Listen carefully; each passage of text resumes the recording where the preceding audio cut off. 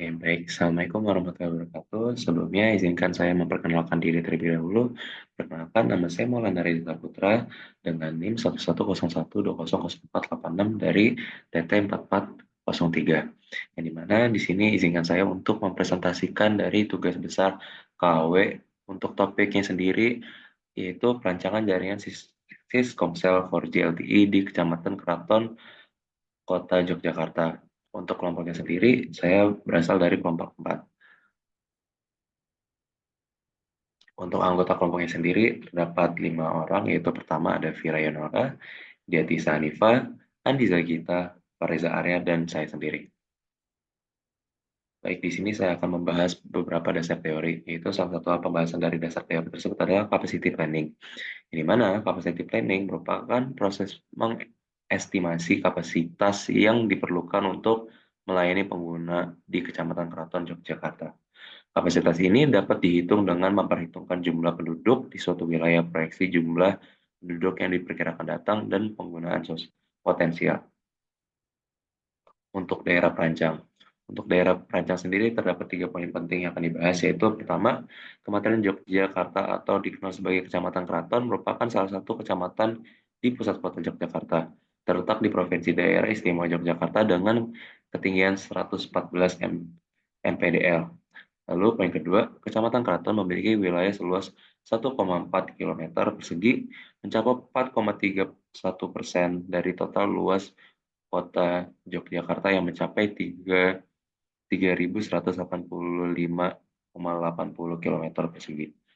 Lalu poin ketiga, data penduduk Kecamatan Keraton tahun 2023 mencakup jumlah penduduk produktif, yaitu cakupannya 15-64 tahun sebanyak 15.598 jiwa dengan growth factor 1,18%.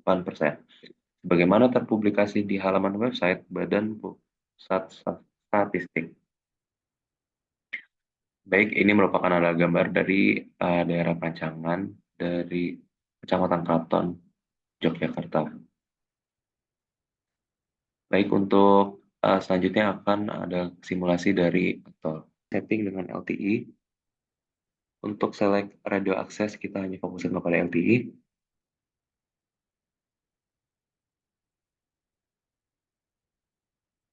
Oke, baik. Langkah selanjutnya adalah kita buka file. Selanjutnya itu kita import sebuah data, yaitu kita akan mengambil beberapa indeks yang kami butuhkan dari data clutter, yaitu pertama dari clutter index, yang dimana untuk settingan sendiri kami menggunakan clutter classes. Lalu selanjutnya kami akan import lagi.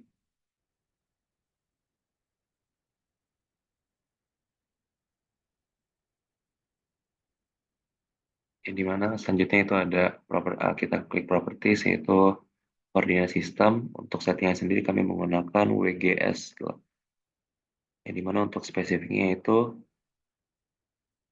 WGS 84 UTM Zone 495.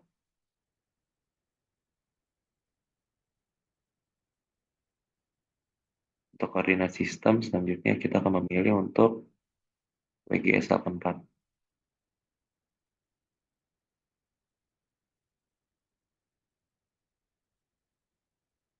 Lalu selanjutnya untuk di format yaitu terlampir.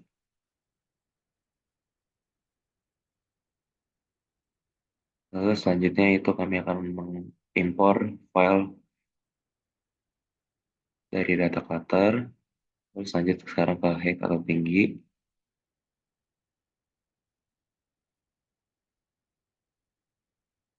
Untuk settingan sendiri data type-nya adalah altitude.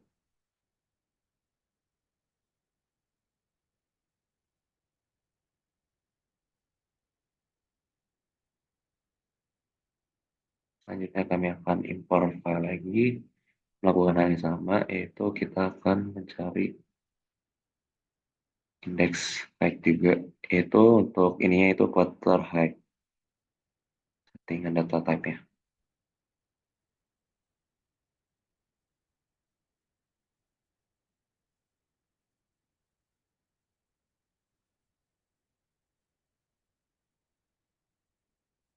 Oke, selalu kita add new file untuk data yang akan kita setting ini mana untuk namanya sendiri kita akan menggunakan strip map dari bantuan Google untuk mendapatkan data yang spesifik.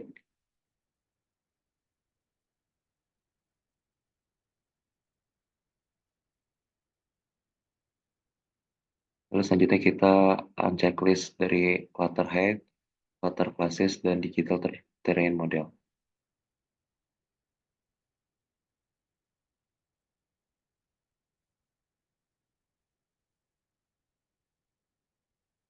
Oke, selanjutnya di sini kita akan mencari untuk daerah yang kami inginkan yaitu daerah Yogyakarta, spesifiknya itu Kecamatan Keraton.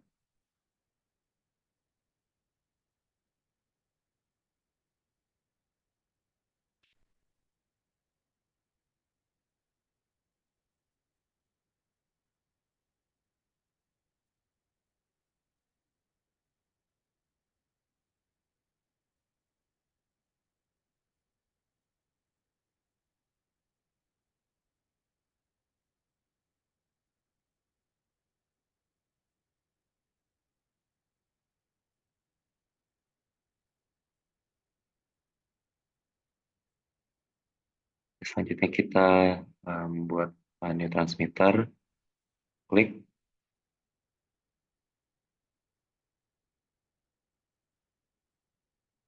lalu di sini kami sudah mendapatkan lokasi yang kami mau yaitu Kecamatan Keraton dan di sini kami akan menyusun total lokasi dari site yang ingin kami gunakan. Di mana untuk saya sendiri kami membutuhkan 3 site dari lokasi Kecamatan Keraton.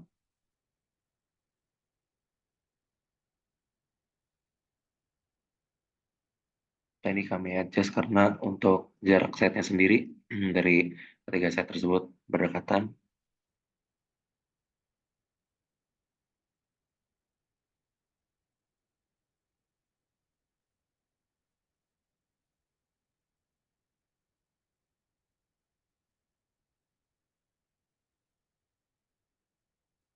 Selanjutnya kami ke computation zone dan akan men-setting konfigurasi yaitu di mana di sini kami menandakan dari lokasi yang kami ingin fokuskan yaitu Kecamatan Keraton.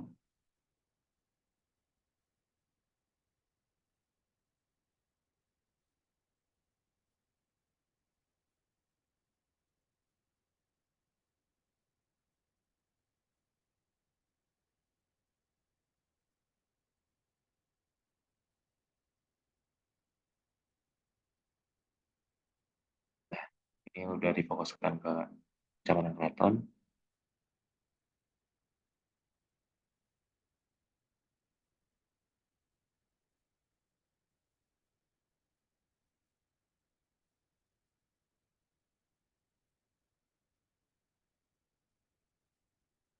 Oke, langkah selanjutnya kami akan menghubungkan dari set 0 sampai set 2.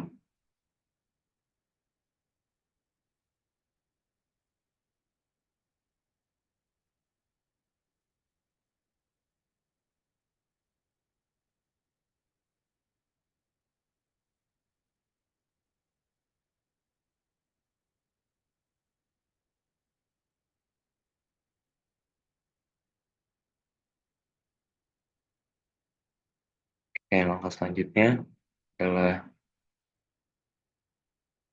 kita fokuskan untuk setting masing site, di mana untuk site 0 sendiri itu untuk type-nya sendiri kami menggunakan microwave tower.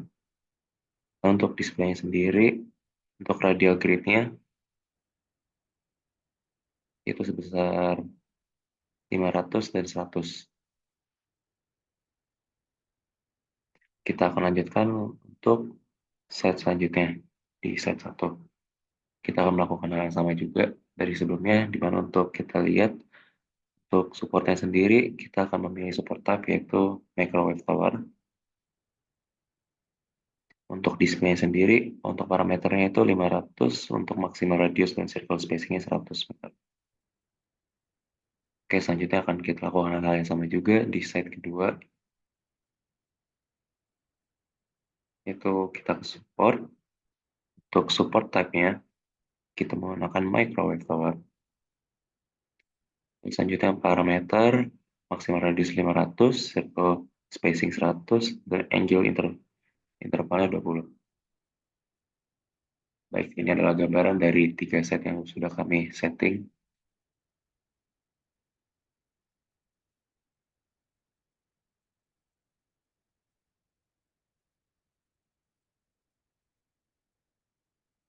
Nah, langkah selanjutnya adalah kita ke salah satu site, dan kami melihat properties, dan di sini mendapatkan data yang tadi terlihat, dan di sini kami akan setting propagasinya menggunakan Okumura-Hata. Untuk radiusnya kami setting ke 2000 meter.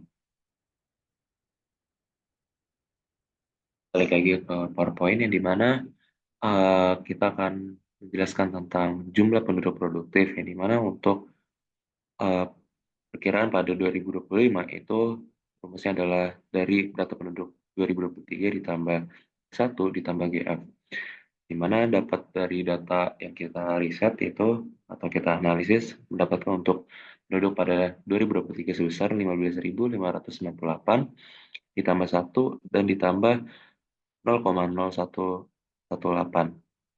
Dan untuk perkiraan sendiri itu untuk jumlah penduduk produktif itu mendapatkan angka kisaran di 16.540. Oke, lanjut untuk jumlah user. Untuk jumlah user sendiri, user LTI itu adalah sama dengan jumlah penduduk produktif di 2023 dikali operator market share dan dikali dengan LTI penetration. Jika diketahui data sebagai berikut, penduduk produktif 2025 itu perkirakan sebesar 16.540 jiwa. Di mana untuk Telkomsel market share-nya pada 2022 itu sebesar 49,5%. Untuk penetrasi user potensial kisaran 15 sampai 64 tahun yaitu 71,70%, dan LTE penetration yaitu sebesar 96%. Maka didapatkan user LTE Telkomsel sebesar 16.540 dikali 49,50% dikali 96%, itu mendapatkan hasil 7.860 jiwa. Sehingga didapatkan pengguna LTE Telkomsel pada tahun 2025 yaitu 7.860 jiwa.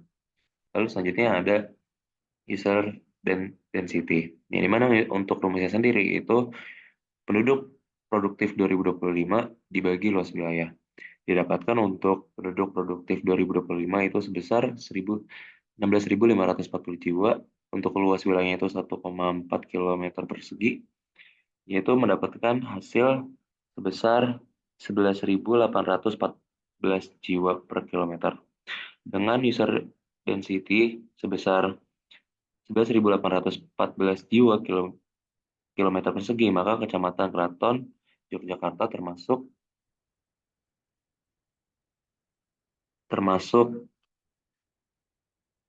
termasuk dalam kategori daerah urban.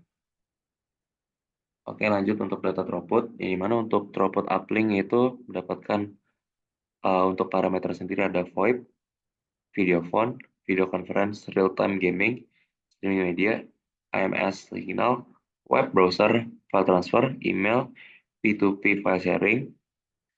Itu berikut adalah datanya. Dan untuk itu adalah uplink, dan untuk downlinknya sendiri adalah sebagai berikut. Lalu selanjutnya ada data throughput lagi yang membahas tentang single user throughput dan network throughput. Untuk datanya sendiri adalah sebagai berikut yang terlampir dalam PowerPoint. Dan untuk network throughput adalah berikut datanya.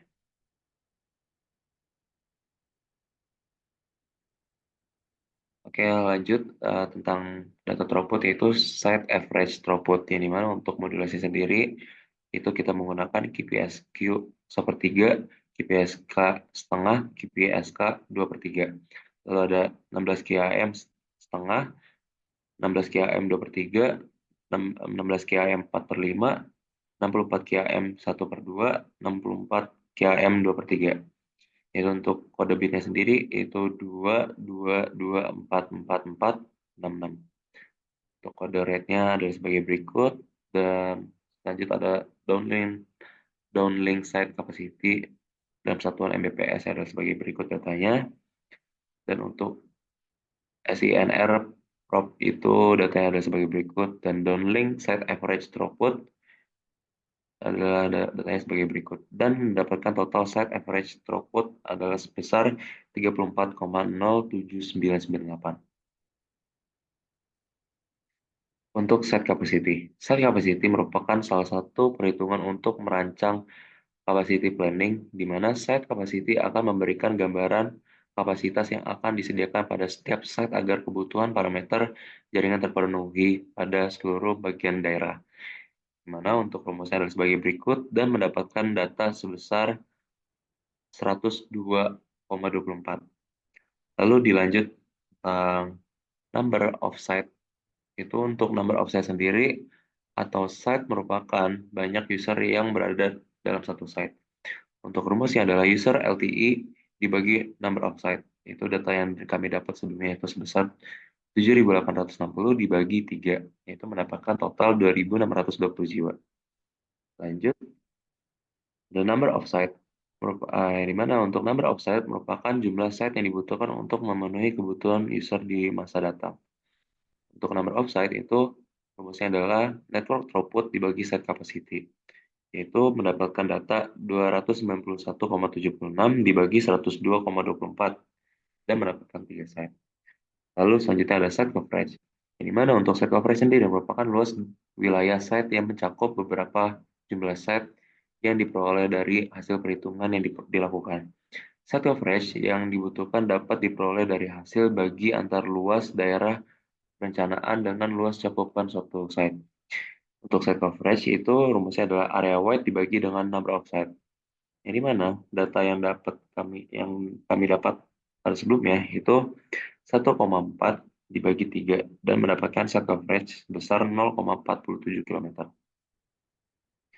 Untuk parameter. Untuk parameter sendiri terdapat beberapa aspek, yaitu pertama ada total LTE provider user, luas area network throughput, cell average throughput, site capacity, number of site, number of user per site, cell coverage, cell radius dalam atol dengan satuan kilometer.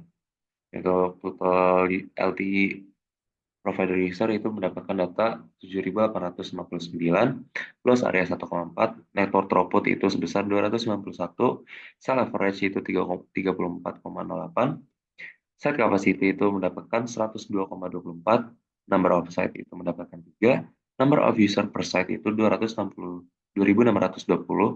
cell coverage dalam satuan kilometer persegi mendapatkan 0,47, cell radius 0,5937171104, dan cell radius mendapatkan nilai 0,736415435. Oke, selanjutnya adalah spesifikasi antena. Setelah menetapkan spesifikasi perangkat, langkah selanjutnya adalah mencari nilai MAPL yang merupakan hasil perhitungan nilai propagasi maksimum antara perangkat inode B dan mobile station, sebagaimana tercantum dalam set parameter.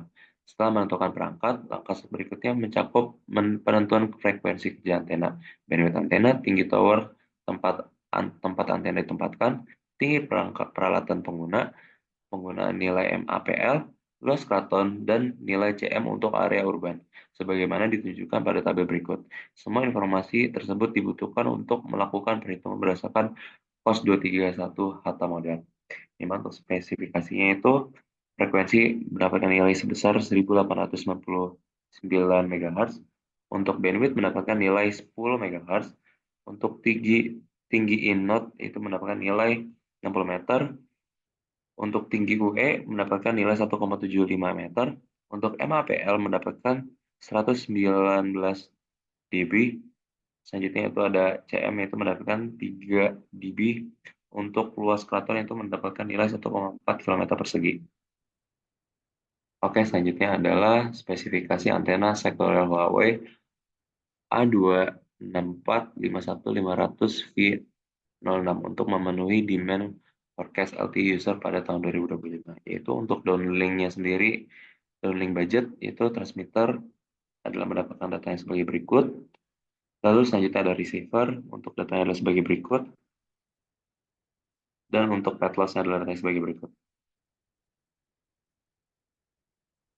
Oke, selanjutnya adalah perhitungan COS 231 HATA modelnya, di mana untuk mencari nilai radius adalah terlampir dalam PowerPoint untuk rumusnya, dan akan kita masukkan dengan data yang kita dapat pada penelitian atau pendapat dari sebelumnya, dan untuk mendapatkan nilai radiusnya adalah sebagai berikut, yaitu mendapatkan nilai 0,31718 km. Selanjutnya adalah menghitung cell coverage dan number of cell. Untuk luas wilayah Kecamatan Keraton yaitu sebesar 1,4 km persegi. Untuk radius sel, kami mendapatkan data sebelumnya yang telah kami hitung yaitu sebesar 0,31718 km. Yaitu untuk cell coverage-nya itu adalah 1,95 dikali 2,6 dan dikali desimeter kilometer persegi atau diameter, di mana mendapatkan nilai 0,51007 km persegi. Untuk number of cell itu luas wilayah dibagi cell coverage dan mendapatkan 2,7445 site atau dibulatkan menjadi 3 site. Untuk hasil perhitungan itu datanya ada sebagai berikut.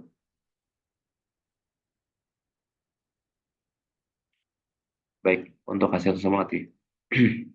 Yang dimana untuk hasil simulasi sendiri, gambar tersebut memvisualisasi coverage I node B di seluruh kecamatan Keraton dan tingkat sinyal yang dapat dicapai oleh transmitter melalui efektif signal analisis. Pemetaan perencanaan site menunjukkan bahwa setiap site memiliki cakupan wilayah 0,5 km dengan radius sel sebesar 0,3 km. Seperti yang terlihat pada gambar rata-rata coverage di bawah ini, itu adalah gambar dari simulasi atol yang telah kami gambarkan pada sebelumnya pada simulasi atol. Dan berikut adalah data dari grafik. Dan ini adalah grafik dari histogram. Oke, baik. Untuk kesimpulan. Kesimpulan sendiri yaitu perancangan jaringan LTE di Kecamatan Keraton luas sebesar 1,4 km persegi bertujuan untuk mengimplementasikan dan memperluas jaringan LTE di seluruh Indonesia dengan perhitungan model propagasi dan estimasi coverage. Diperoleh 3 site radius 0,3 km, mampu melayani 7.859 pengguna hingga 2025. Untuk rata-rata yaitu RSRP-nya itu mendapatkan nilai minus 97,88 dBm, meskipun tidak di bawah minus 90 dBm, namun akses internet tetap baik, memenuhi demand hingga 2025. Untuk saran, untuk mendapatkan perencanaan jaringan Siskomsel LTE yang lebih baik, perlu dioptimalkan dengan mengatur ketinggian antena, tilt antena, dan memilih perangkat antena yang lebih baik untuk mencakup wilayah lebih luas dan mendukung pertumbuhan pengguna di masa mendatang.